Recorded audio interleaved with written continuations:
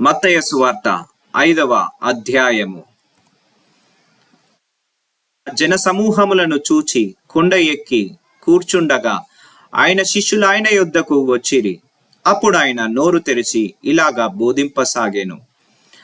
ఆత్మ విషయమై దీనులైన వారు ధన్యులు, పరలోక రాజ్యము వారిది. దుఃఖపడువారు ధన్యులు, వారు ఓదార్చబడుదురు.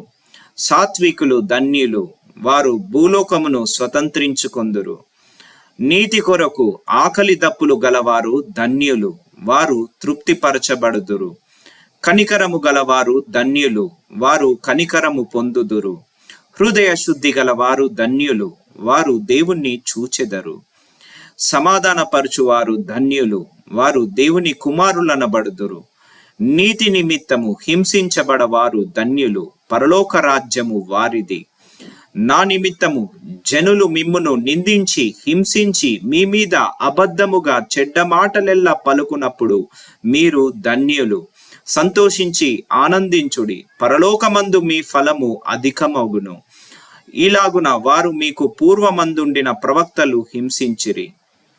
మీరు లోకమునకు ఉప్పై ఉన్నారు. ఉప్పు నిస్సారమైతే అది దేని వలన సారము పొందును?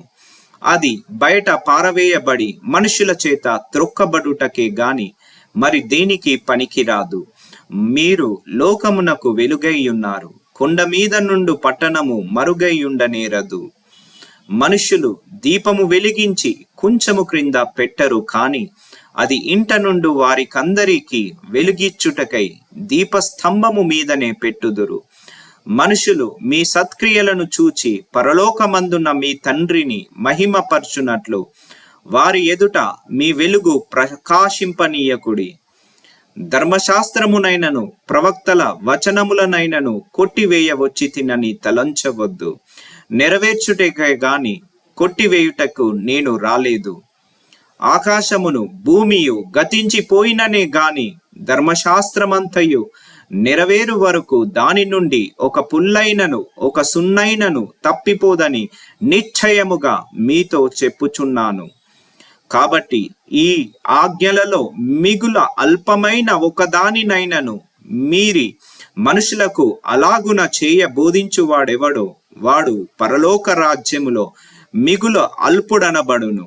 అయితే వాటిని గైకొని బోధించువాడెవడో వాడు పరలోక రాజ్యములో గొప్పవాడనబడును. శాస్త్రుల నీతి కంటెను పరిసయ్యుల నీతి కంటెను మీ నీతి అధికముగా కాని ఎడల మీరు పరలోక రాజ్యములో ప్రవేశింప నేరరని మీతో చెప్పుచున్నాను. నరహత్య చేయవద్దు, నరహత్య చేయవాడు విమర్శకు లోనగునని పూర్వీకులతో చెప్పబడిన మాట మీరు విన్నారు గదా. నేను మీతో చెప్పినదేమనగా, తన సహోదరుని మీద కోపపడు ప్రతివాడు విమర్శకు లోనగును. తన సహోదరుని చూచి వ్యర్థుడా అను చెప్పువాడు మహాసభకు లోనగును. ద్రోహి అని చెప్పువాడు నరకాగ్నికి లోనగును. కావున నీవు బలిపీఠము నొద్ద అర్పణము నర్పించుచుండగా నీ మీద నీ సహోదరునికి విరోధం మేమైన కలదని అక్కడ నీకు జ్ఞాపకము వచ్చిన ఎడల అక్కడ బలిపీఠమునెదుటనే నీ అర్పణము విడిచిపెట్టి మొదట వెళ్ళి నీ సహోదరునితో సమాధానపడుము. అటు తరువాత వచ్చి నీ అర్పణము నర్పింపుము. నీ ప్రతివాదితో నీవును త్రోవలో ఉండగానే త్వరగా వానితో సమాధానపడుము. లేని ఎడల ఒకవేళ నీ ప్రతివాది నిన్ను న్యాయాధిపతికి అప్పగించును, న్యాయాధిపతి నిన్ను బండ్రోతుకు అప్పగించును. అంతటా నీవు చెరసాలలో వేయబడుదువు. కడపటి కాసు చెల్లించు వరకు అక్కడ నుండి నీవు వెలుపలికి రానేరవని నీతో నిశ్చయముగా చెప్పుచున్నాను. వ్యభిచారము చేయవద్దని చెప్పబడిన మాట మీరు విన్నారు గదా. నేను మీతో చెప్పినదేమనగా, ఒక స్త్రీని మోహపు చూపుతో చూచు ప్రతివాడు అప్పుడే తన హృదయమందు ఆమెతో వ్యభిచారము చేసిన వాడగును. నీ కుడి కన్ను నిన్ను అభ్యంతరపరిచిన ఎడల దాన్ని పెరికి నీ యొద్ద నుండి పారవేయము.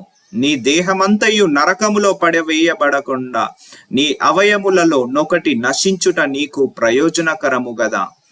నీ కుడి చెయ్యి నిన్ను అభ్యంతర పరచిన ఎడల దాని నరికి నీ యొద్ద నుండి పారవేయుము. నీ దేహమంతయు నరకములో పడకుండా నీ అవయములలో ఒకటి నశించుట నీకు ప్రయోజనకరము గదా. తన భార్యను విడనాడువాడు ఆమెకు పరిత్యాగ పత్రిక ఇయ్యవలనని చెప్పబడి ఉన్నది గదా.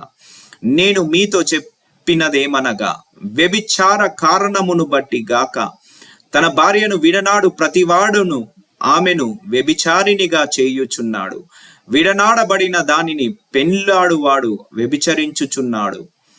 మరియు నీవు ఆ ప్రమాణము చేయక నీ ప్రమాణములను ప్రభువునకు చెల్లింపవలనని పూర్వీకులతో చెప్పబడిన మాట మీరు విన్నారు గదా.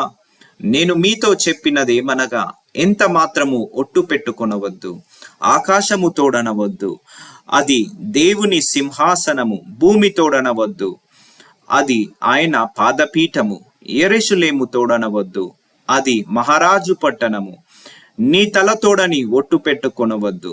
నీవు ఒక వెంట్రుకనైనను తెలుపుగా గాని నలుపుగా గాని చేయలేవు. మీ మాట అవునంటే అవును, కాదంటే కాదు అని ఉండవలెను. వీటికి మించినది దుష్టుని నుండి పుట్టునది. కంటికి కన్ను, పంటికి పళ్ళు అని చెప్పబడిన మాట మీరు విన్నారు కదా. నేను మీతో చెప్పున్నదేమనగా, దుష్టుని ఎదురింపక నిన్ను కుడి చెంప మీద కొట్టువాని వైపునకు ఎడమ చెంప కూడా త్రిప్పుము. ఎవడైనా నీ మీద వ్యాజ్యము వేసి నీ అంగి తీసుకొన గోరిన ఎడల వానికి నీ పై వస్త్రము కూడా ఇచ్చివేయుము. ఒకడు 1 మైలు దూరము రమ్మని నిన్ను బలవంతము చేసిన ఎడల వానితో కూడా 2 మైళ్ళు వెళ్ళుము. నిన్ను అడుగువాని కిమ్ము, నిన్ను అప్పు అడుగు గోరువాని నుండి నీ ముఖము త్రిప్పుకొనవద్దు. నీ పొరుగువాన్ని ప్రేమించి నీ శత్రువును ద్వేషించుమని చెప్పబడిన మాట మీరు విన్నారు గదా. నేను మీతో చెప్పున్నదేమనగా, మీరు పరలోకమందున్న మీ తండ్రికి కుమారులై ఉండునట్లు మీ శత్రువులను ప్రేమించుడి, మిమ్మును హింసించు వారి కొరకు ప్రార్థన చేయుడి. ఆయన చెడ్డవారి మీదను మంచివారు మీదను తన సూర్యుని ఉదయింపజేసి నీతిమంతుల మీదను అనీతిమంతుల మీదను వర్షము కురిపించుచున్నాడు. మీరు మిమ్మును ప్రేమించు వారినే ప్రేమించిన ఎడల మీకేమి ఫలము కలుగును? సుంకరులను అలాగ చేయుచున్నారు గదా. మీ సహోదరులకు మాత్రము వందనము చేసిన ఎడల మీరు ఎక్కువ చేయుచున్నదేమి? అన్యజనులను అలాగే చేయుచున్నారు గదా. మీ పరలోకపు తండ్రి పరిపూర్ణుడు గనుక మీరును పరిపూర్ణులుగా ఉండెదరు.